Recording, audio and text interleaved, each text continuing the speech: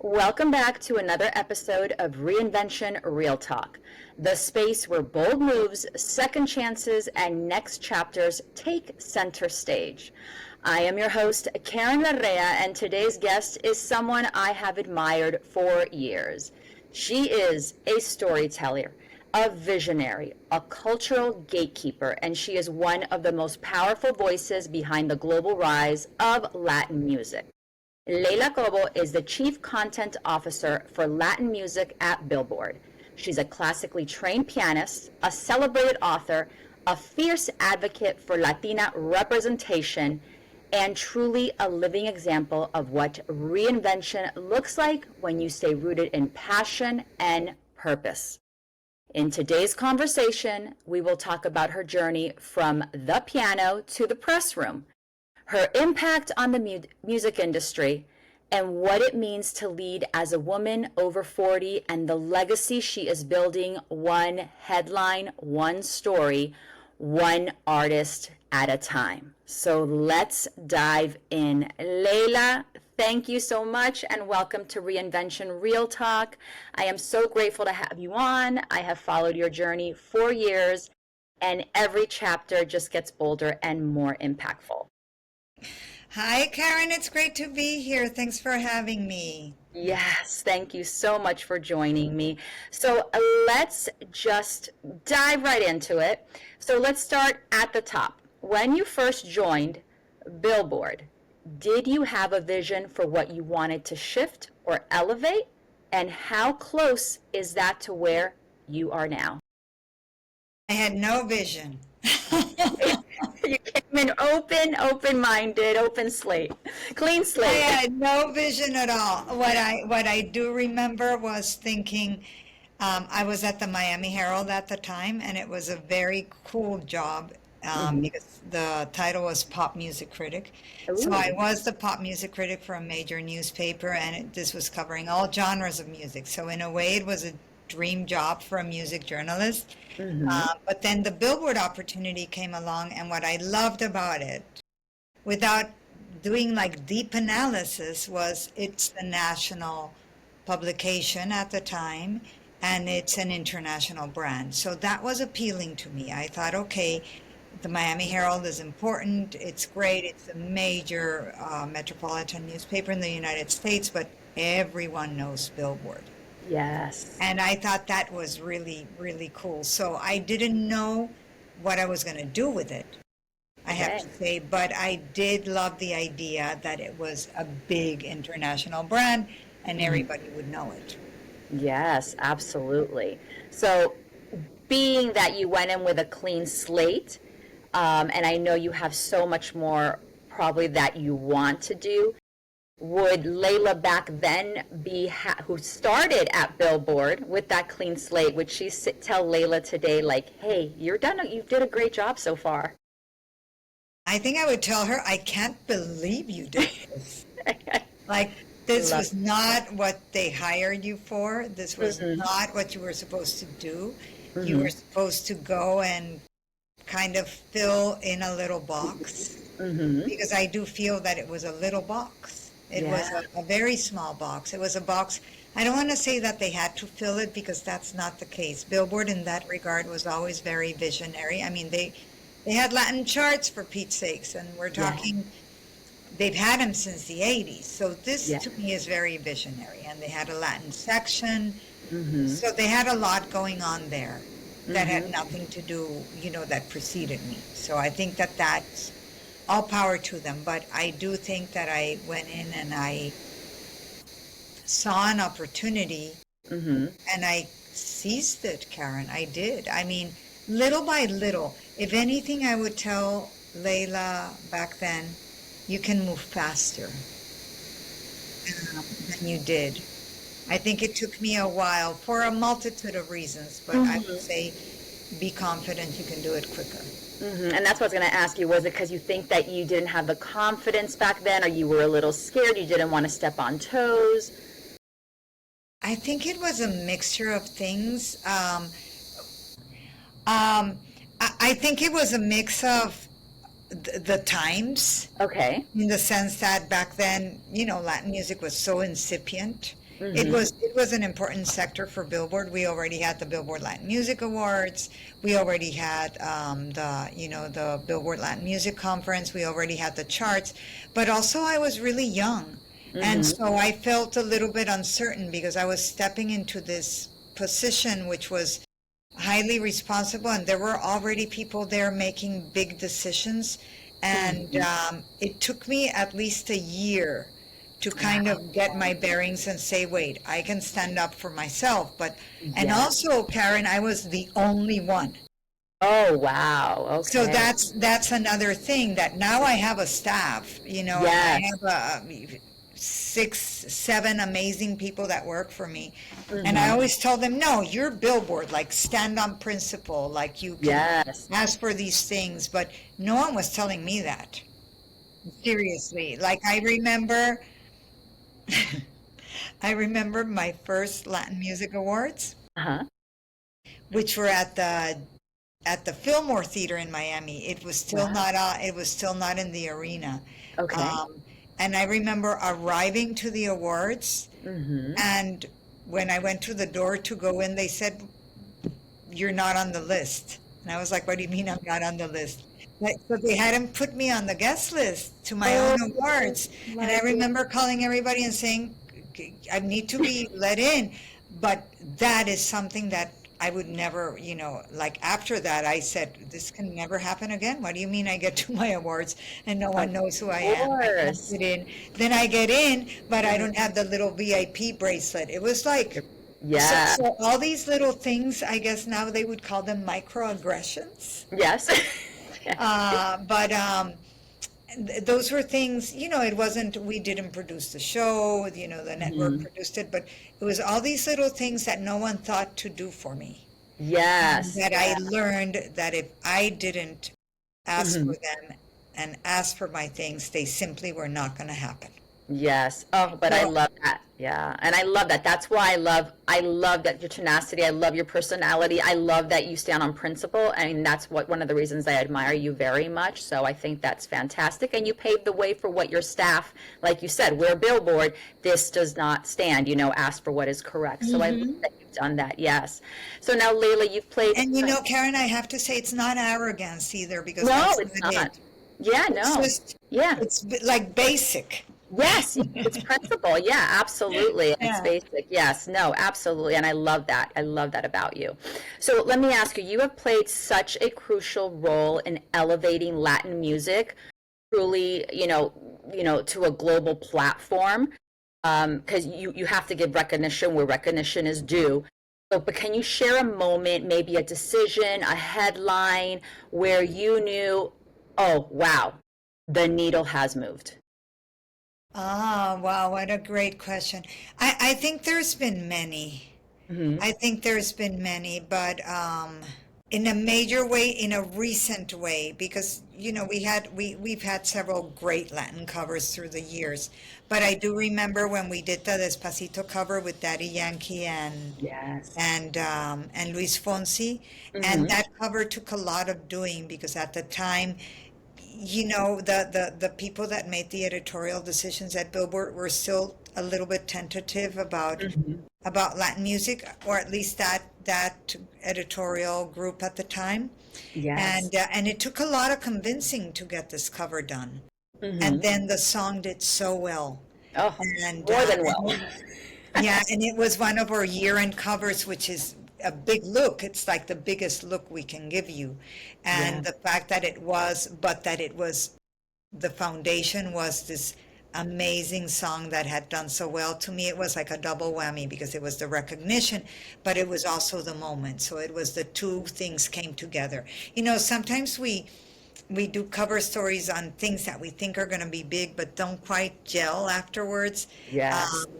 And then sometimes we do covers because it's a huge artist, but in this case we did a cover based on a song and the success of a song, and it ended up being more than that. It ended up being kind of a cultural moment. So I think that was really important. Yeah. Oh, I love that. Yeah. I mean, and who doesn't know it? I think you can go to I think you can go to so many parts. You can go to Asia. You can go to Africa. And we're not talking about just our culture and in the Latin culture. and you say Despacito, or you hum it, or you sing a little, oh, yes, yes, yes, and they know what that is, you know? Right. And, even just for Luis Fonsi at that time, that wasn't known for that type of music, and how, he just catapulted right back up. And it is amazing. So it does, as a Latina, that makes me proud that we have that mark in this world, and in Yeah, I music, agree. absolutely, yes. So I'm curious to know, what was the hardest yes that you've ever had to push through Billboard that changed the game for Latin music? The hardest, yes. But the hardest, yes. I have to say, Billboard has been very, I mean, they take chances. They They do. take chances. They really do. I think that the brand has been a big champion of Latin music through the years. And especially now. Now there's a team in place. There's a leadership team that really, really believes in this music, and they'll really try to do everything they can. They I have can. to Yeah. say they really do.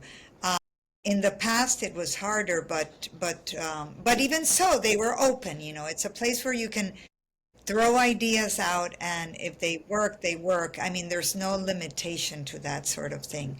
But let's think of a difficult push in terms of a proposal. Or maybe an artist, they said, hey, Leila, I just don't think this is the one. And you were like, yes, yes, yes, this is an artist. We've got to push this artist through, or make that cover, or make that feature article on, or be part, of the Billboard Latin Music Awards. And they said, no, I don't think they may be quite ready. And you're like, yes, they are.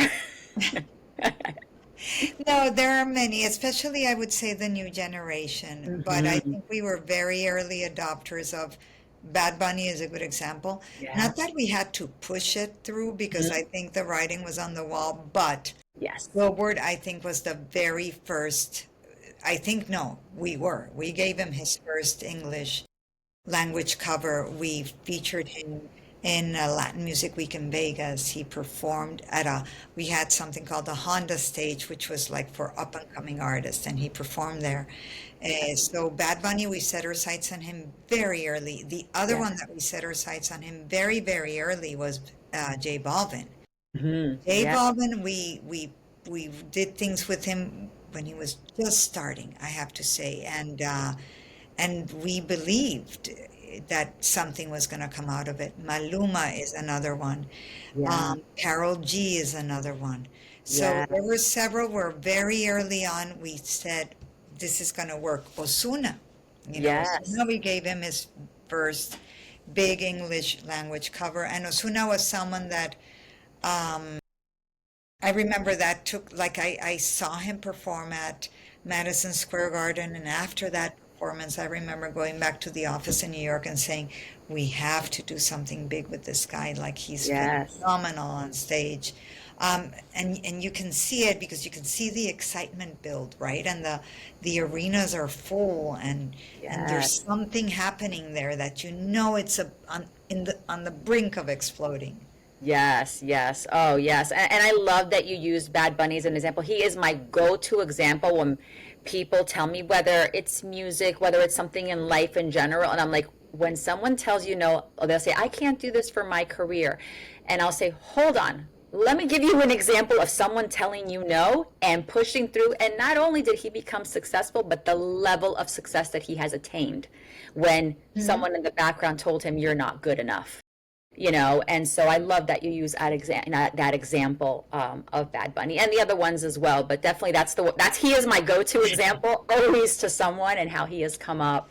So now I want to take it back a little bit with you with your classical training, because many people do not know that you're a classically trained pianist, which I think is wonderful. Do you still play for yourself?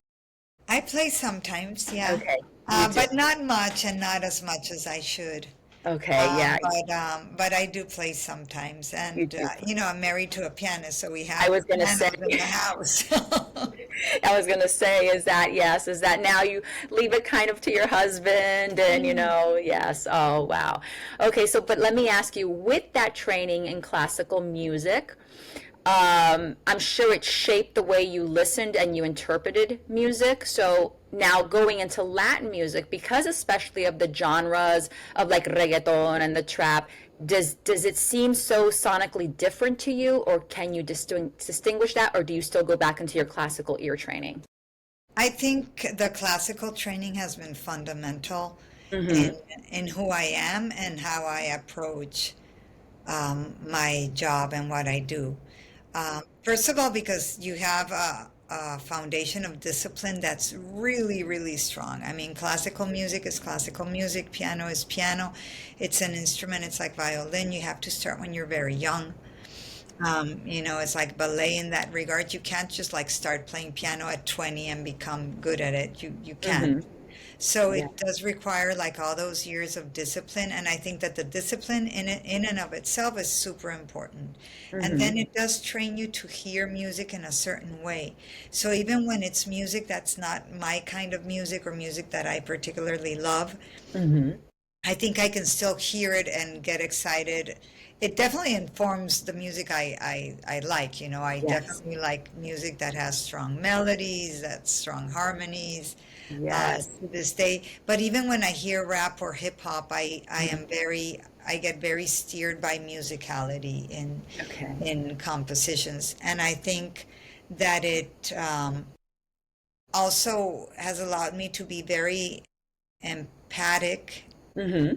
I have a lot of empathy with the artist because even if it seems, I think that sometimes when people haven't done that, even though it's completely different worlds, and I'm not trying to compare myself to a big pop star or anything like that, but just the fact of preparing, getting on stage, performing, it's a hard thing to do. Oh, it absolutely is. No. Absolutely. Yeah. Do you feel like an artist at the core? Do you still feel like that? I would say I don't think I do anymore. No. Okay. I guess I should, right? You have to feel what you feel. Maybe that's a part of your journey that you said I've completed that journey. I still, like you say, you go back and you play once in a while and you've moved on in your journey. But yeah, that's something I you can don't, answer. Yeah. that what a great question. I don't think I think I feel like an artist when I sit down and play the piano now, Yeah. but I have to say that when I do my job, even when I'm on stage doing my job, I don't think of myself as the artist because I'm Mm-hmm. usually with an artist, and so I Yeah. see myself as kind of the interlocutor. Yes. Yes. Yes. But Oh, I yeah, love. I've changed. Yes, it's another Yeah. step. Yeah, that's wonderful. And yeah, and you're able to recognize that. It's part of your journey, definitely. And another part of your journey is that you are also an award-winning author. And your books, some of them carry such intimacy, they carry heartbreak, they call like cultural belonging. I am a huge fan. To this day, I still gift Decoding Despacito. Absolutely. English and Spanish version. I love it, that book. I'm like, when is she coming out with the next one? Because I need it. I love those stories. And that may be like, for me, music is the motor of my heart no matter what. I always say that's what makes my heart go. So anything like that that's musically, I really love it. So I need a volume two, Layla. But speaking of that, and you writing, was there ever maybe a theme or a story that you were afraid to share, or that you're afraid to share, but you knew you had to write it? Like whether it was for Billboard, whether it was for one of your novels, that you said, I've got to write. I'm a little bit scared, but I've got to write this. Yeah, and I love to write. So, but unfortunately now I don't have much time to write because when I write, I like to sit down and write. Like there, I can't be answering emails and then going back to the writing. Yes. Okay. But I have two novels, which were Oh, the first books I yeah. published, and Yes. they're very personal, and they were hard to write in the sense that I mean, they're novels, they're works of fiction, but they do draw Hmm. from my background and where I grew up, especially. And so there's a lot of stuff there that if people that know me really well will read it and say, oh, this is this person, this is that person, this is that No. story. Yes. So there's a lot of that. And I think that's hard to write. I think it's comparable with music too, it's Mm-hmm. like writing a song. You're writing something that's intensely personal. You're putting it out in the world, Mm-hmm. and and it's difficult to let go of those things. But Mm-hmm. and I've been working on novels since. I have like three novels that I've started and not ended, but they're here in my little laptop. And so Okay. I'll get to them at some point. At some point, and what's stopping you from maybe finishing one of them? I think it's all time. Timing, yeah. Yeah, Yeah. time is very Yeah. hard. I think to me, writing is a little bit like, I think like creating music. I let things go, do a lot of vueltas inside my head for a long Mm-hmm. time. And Yeah. then when they're ready to go, they're ready to go. But I need the time to process and let them settle. Okay. All right. Well, time. We need a little bit of time for you to finish one of the three novels. We'll definitely manifest that out for you. Now being in this industry, okay? Because it is an industry that is obsessed with youth and newness. What do you think women over 40 bring to the table that's irreplaceable in this industry? My gosh, everything. Well, I think, first of all, the experience. Mm-hmm.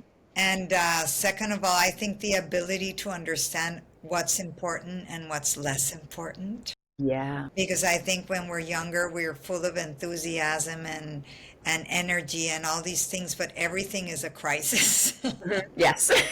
And so I think I'm very high strung, so everything still is a crisis, but far less of a crisis. Like I feel that now I have the ability to take a step back and say, this is going to resolve itself. This is Yes. important. I think the ability to say no. I'm Yeah. always very impressed when I encounter young people who have the ability to say no. Mm-hmm. Yeah. My daughter has that ability. One of my writers has that ability in a good way. Like they know how to say, listen, this is not for us. We shouldn't do this. I don't have time. I think that's super important. And usually I think that comes with age. Okay. And I think just the ability to to know your way around and to have self-assuredness. Mm-hmm. Some people, get that earlier in life. I think it has taken me a beat, but now I feel I'm in a place where I feel much more in control. I love that. I love that. Yeah, definitely. It's definitely a journey and definitely something that we definitely need to work on and we learn as we go along. So I think that's fantastic. So I want to talk about legacy. Hmm. What do you hope your legacy will be, not in music and in or journalism, but as a woman, a Latina, and a cultural force? Legacy is something I hadn't really thought about until very recently.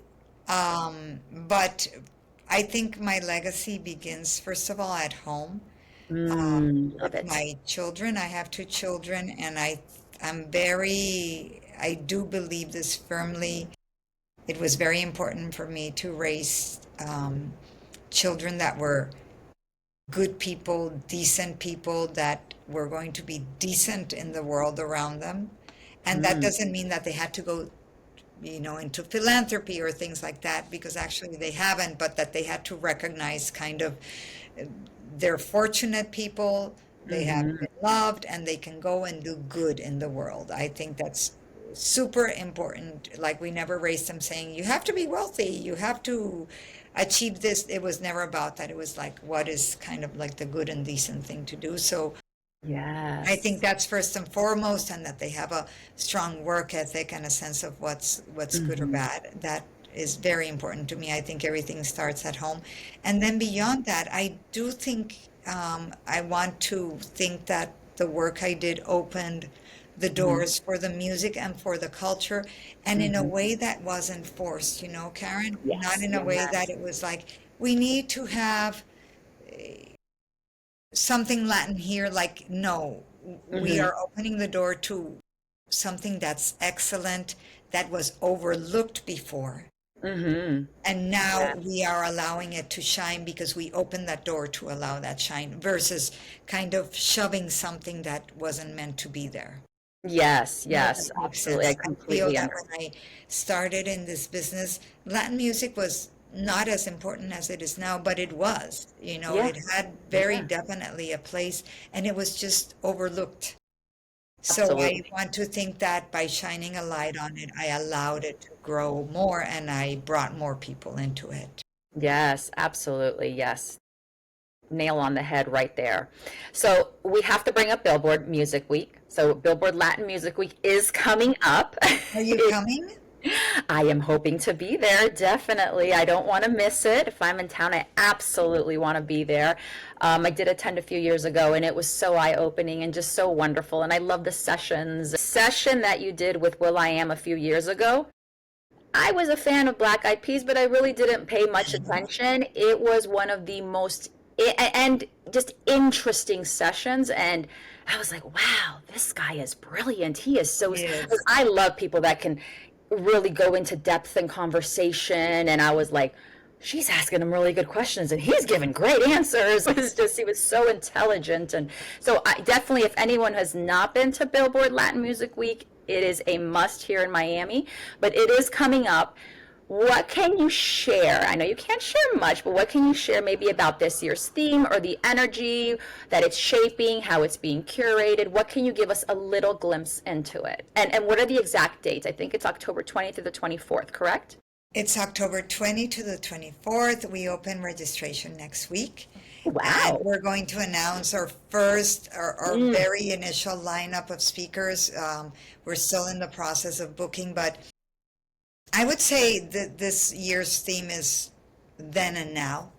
okay. And we have several big legacy artists that we're announcing. Mm, I can tell you some of them. We're announcing okay. Gloria Yes. Estefan, we're Okay. announcing Emilio Estefan, we're Wow. announcing Laura Pausini, Oh, and love then we're her. also announcing new generation artists like Karin Leon. So Yeah. I do see it very much as a collision or a coming together of past and present, which kind of encapsulates where Latin music is now. So we're going to have um, panels Monday, Tuesday, Wednesday, a lot of showcases. I can tell you that much. Mm, There's a love it. lot of that happening. A lot of artists are coming to perform. And then we have the awards airing live on Telemundo Thursday night. Hmm. We are once again doing a big celebration on Friday night, which we started last year. So every year this grows a little bit more, Mm, and it's really great because we get artists and executives from all over the world coming to this. So yes. it's an important place. I think it's the only place where you have really big artists and really big executives coming together. Absolutely. And I think people that are even wanting to, break into the music industry, it's so important because it's also what I loved about it is like these executives, like they'll speak to you. They'll have conversations with you. They're not hiding in a corner. Some of the artists will come out and speak with you as well. So I think it really is, it's really a beautiful and it wonderful get together for that Latin music. And Um, we try to make it like a big focus of mine is I think this is a very inspirational yeah. gathering, because Yes. you have these artists speaking in these very contained environments, they're Hmm. speaking in front of 500, 600, 800 people, and you Yeah. have someone like Alejandro Sanz talking about how he makes his music. So it's a very Yeah. unique situation to be that close Yes. that are that big talking about their creative process and how they Oh, got yeah. there and Yeah. so I think it's beyond the industry. I think it's a very inspirational place to be. It is. It is. Last year's, I wasn't here last year. I wanted to go last year and I was not in town. And then you announced Alejandro Sanz at the end. And I said, "Slack, no." I'm like, how am I not there? Because, I mean, he's a maestro, he is one of the masters in music. And so that you brought him up. Yeah, absolutely. It's really is definitely. So guys, October 20th to the 24th, make sure you get down to Miami. So, all right. So like speaking about conversations, so you know what's going on behind the music scenes because obviously you do know. So what are you seeing behind in the music scenes or behind the scenes? Like what are they talking about that it's not public yet, but you know that it's signaling where Latin music is going towards, where it's headed? A lot of things are happening. I think it's a very quickly changing environment. On a Hmm. less positive note, I think the whole immigration, Mm. I wouldn't call it debate, all the Hmm. immigration actions happening right now in the US.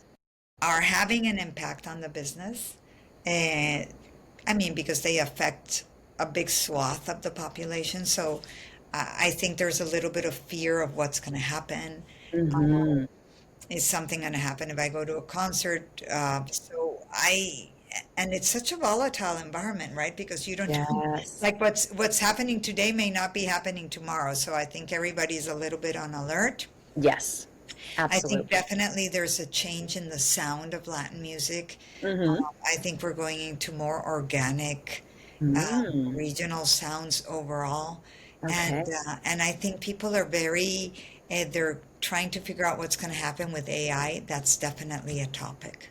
Yes, yes, definitely. And will you be covering like those topics in the Billboard Latin Yes, Music Week? Okay, awesome. very definitely, Definitely, very definitely. definitely. Yes. Okay, amazing.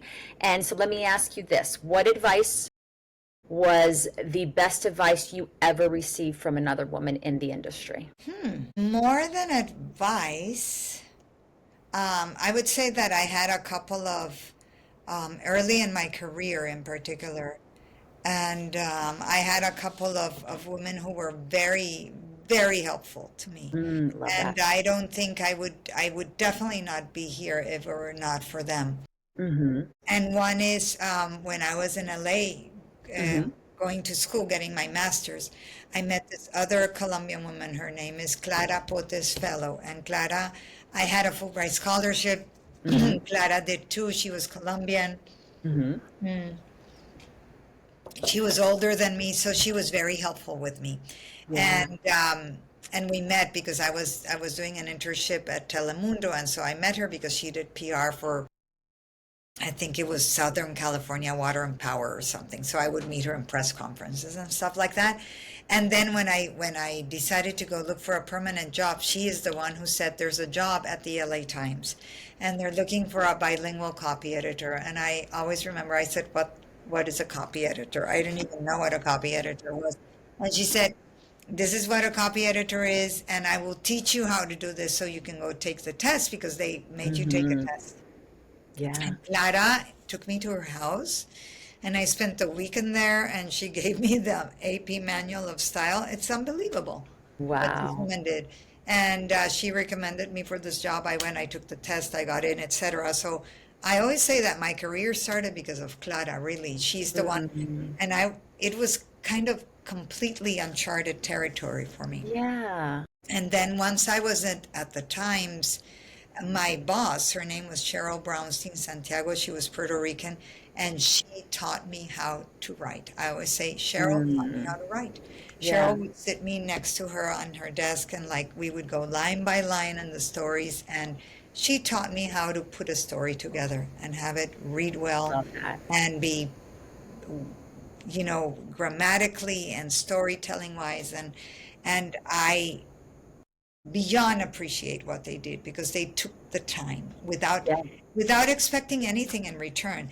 And Yeah. I think that that's really important because a lot of times people help because they think you're going to give something back to them. I Back. had nothing to give back then. Yeah. So Yeah. this was completely altruistic. Love that. I love that. And especially women helping women. I'm so huge on that. So, I mean, that's a beautiful story and beautiful to know that, and that you yourself with this woman not giving, not expecting anything in return, you're like, this is where my career started because of her. Hmm. Give that Yeah. public recognition is really beautiful. And I'm sure and she's heard it and I can't speak for her, but I would feel like, wow, it I is, tell her once in a while, I haven't seen her for years, but once in a yeah. while I'll write and I'll be like, Clara, I want to know, did you see this? Yeah, oh, that's wonderful. That is beautiful. I mean, this has been such a great conversation, Leila. I want to ask, where can people find you? Where can they go to see, what's coming up with Billboard Latin Music Week? Where can we get all that information? Well, many places. Latin Music Week has its own website. It's billboardlatinmusicweek.com, or is it Mhm. latinmusicweek.com? Shit. I'll make sure I'm going to put it in the show notes correctly for the listeners, so they will have all that. Hold on, hold on. Billboardlatinmusicweek.com. Okay, I wasn't crazy. Billboardlatinmusicweek.com. You'll Mhm. find all the info there. And I am at leilacobo.com. And if you just look up Leila Cobo, you'll find my Billboard email. I'm super easy to find. Oh, awesome, amazing. And you can find her on social media as well. And one final question, Leila, before I let you go. I always ask this of all my guests. What does reinvention mean to you in one word? Can I say two? You can say two. Curiosity Love it. and discovery Mm-hmm. and education. Okay. We If got I could say from Leila. three. That's Because it. I think that reinvention is, I don't know, waking up every morning and being open to the possibility of something new and something different and something that you didn't know before. Yes. And I think that when you stop having that, when things cease to amaze you, Mm-hmm. that's a real problem.